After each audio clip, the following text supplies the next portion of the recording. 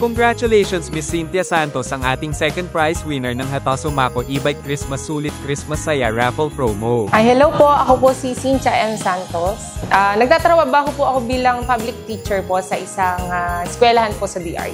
Nakilala ko po si Kay Serbico kasi po yung isa kong friend kumuha po ng product po dito sa Kay Serbico, and then ni-repair niya po ako na dito na rin po.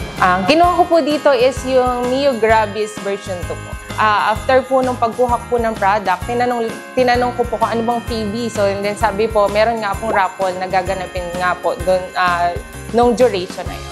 Siyempre po masaya kasi po nakalimutan ko na po na may raffle kasi nga po hindi ko po in-expect na meron po dito. And then nung nalaman ko po, siyempre po, unexpected po talaga kasi sa dami-dami po nung sumali, dami-dami pong kumuha ng product. Isa po ako sa mga napili or nanalo po ng dito po sa raffle. Kahit wala pa man din po ito, nung nalaman ko po na nanalo po ako, una ko pong sinabi sa sarili ko na laking pasalamat ko po doon sa Kay Serbico kasi nga po, kahit di ko po expected na manalo, is nanalo pa rin po ako. And then, after ko pong malaman, talagang sinabi ko po dun sa mga kasamahan ko, kaibigan, na dito na rin po kumuha.